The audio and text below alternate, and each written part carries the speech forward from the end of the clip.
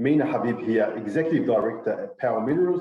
Thank you all for tuning in. So today's key focus for us will be to talk about our Salta lithium brine project in Argentina.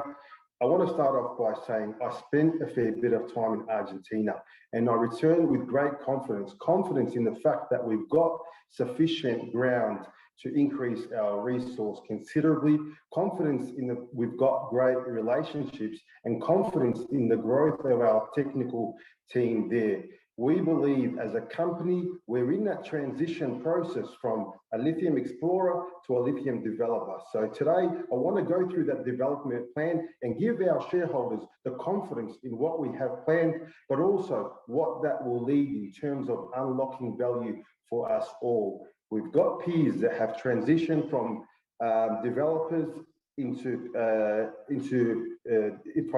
from explorers into developers, and there is no reason for us not to do the same. Where there's been an increase, there's been an uptake in technology, and there's been a lot happening. So from Power Minerals' perspective, let's have a look at our core focus, and that's the foundation of what we already have.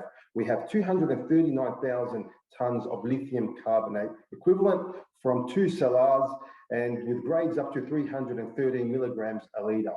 But I want to break it down and focus on each salar and look at the opportunity in terms of expanding that resource and the opportunity of having production at each individual salar, and how that looks like in our overall plan moving forward.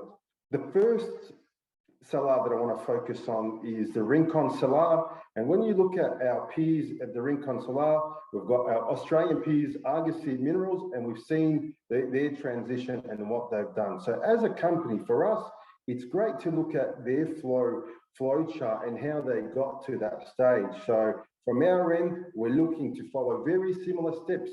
They've got 2,500 hectares at Rincon with grades over 400.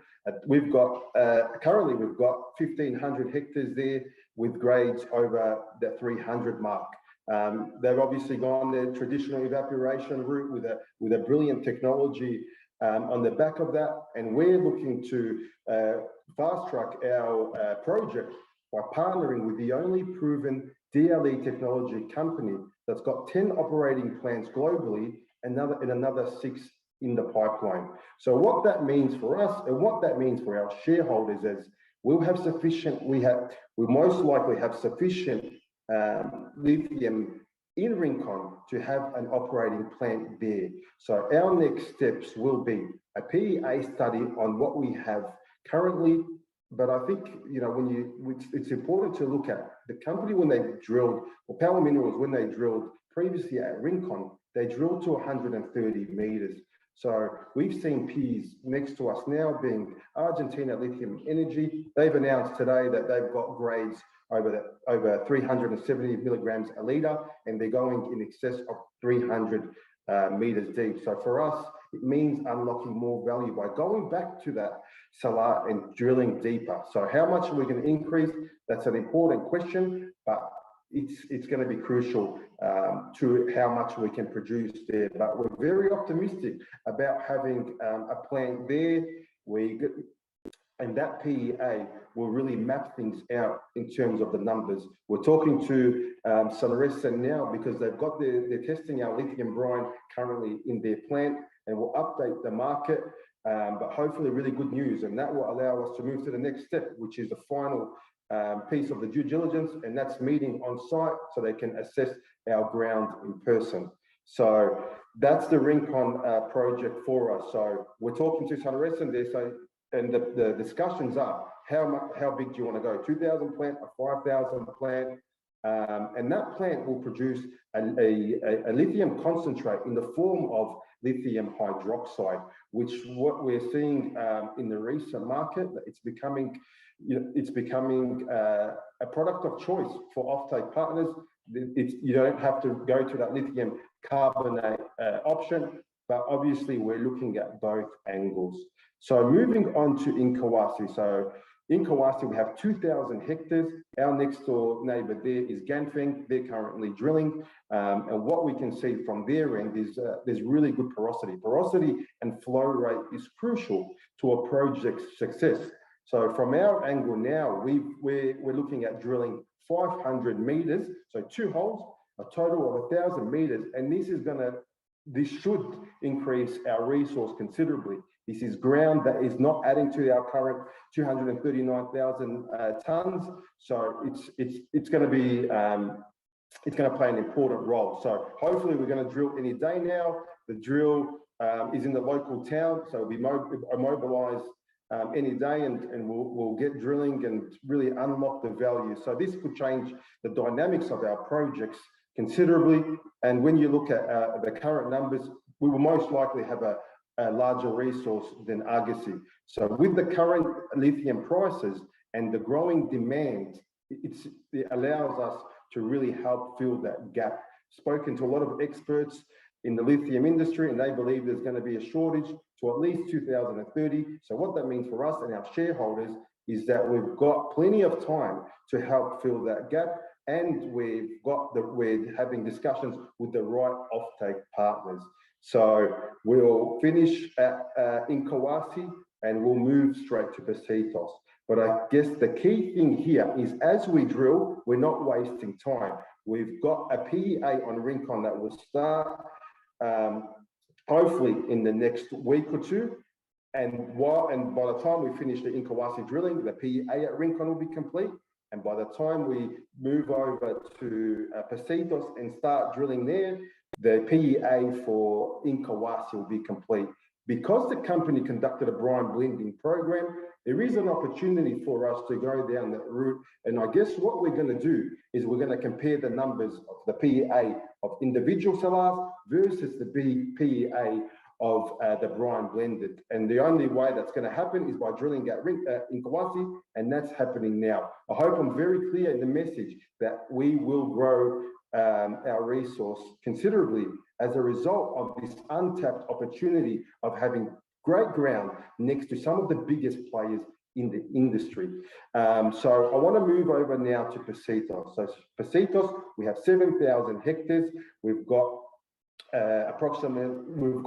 and I guess in terms of the location, I want to touch on the infrastructure. So I visited that site in person, and in terms of the infrastructure, it's perfect. You've got railway. We believe, based on our geophysics, there's water, which is crucial for direct lithium extraction, and there's nearby gas lines, which once again is an important component of DLE. So it ticks the boxes in terms of infrastructure, and for us, once again, we've got some ground that's directly on the cellar that hasn't been drilled. So we're waiting on the VS geophysics outcomes. But what we're seeing from all our salars is, from the geophysics, is an opportunity for additional brine. Once again, what that means for us and our shareholders is unlocking considerable value. We've got the right MOU partners in place, and we're having discussions with other large offtake opportunity partners. And it's an exciting time for the company. But what we're seeing and from our peers, and these guys are going to start producing soon. There is no reason why Power Minerals can't transition from an explorer to a developer. So I want to give our shareholders that confidence. I want to give them confidence in our technical ability. We've got 5 geologists currently working on the team that are working closely in assessing all our projects, not only the lithium project, but we are talking to external consultants and experts that have helped our peers get to development stage, and we're hoping they can do the same with us. So we're just going to continue to increase the technical skill, the credibility, and the project management, because that's the phase that this company will transition to very shortly. Is how are we going to project manage this to become a developer? So thank you all for your support, and we'll talk soon. So I'll hand you guys over to Gary. Gary's currently in Chile. So the internet's not the best there, but he'll talk to you guys a little bit further, and I'll pick his brain with 1 or 2 questions. Thank you. Yes, for the DLE of Samrajin, that we are able to take out of the lithium from the low concentration brine, and the quality performance for that is and we mean the final product, the purity is the same as the lower grade ones. And for our projects in China, we already have 10 commercial projects, and for the brand that we have, the lowest grade was 50 to 60 ppm for Zhangge project for, and we think for over sales brand, and for any brand that having lithium over 70 ppm, it can have very good economic benefits. Yeah. Yeah, thanks for that, Gary. I guess the one question, I think it's important for our shareholders to understand. So your technology allows the extraction of lower grade products, but that concentrate. How does that concentrate compare to, say, for example, a project that's using evaporation and their ppm is between 500 and 800? So obviously it's a higher grade product. But how does DLE allow that lower grade ppm in terms of the compare to the final product of a higher grade using the traditional evaporation? Actually, for us, that when using the DLE, and one of the DLE key benefits was that by using DLE, actually the final purity of the final product are much better than using the post process. So that that even for the lower grade solar, we can get a very high quality, better grade product here. And this process was very proven, and we have been using our process in along the for the commercial project we have signed. It's now was 73,000 tons lithium there. So this process are very proven, and for any potential investors, you are feel free to visit our lithium lines that are on the running here. Thank you for your time.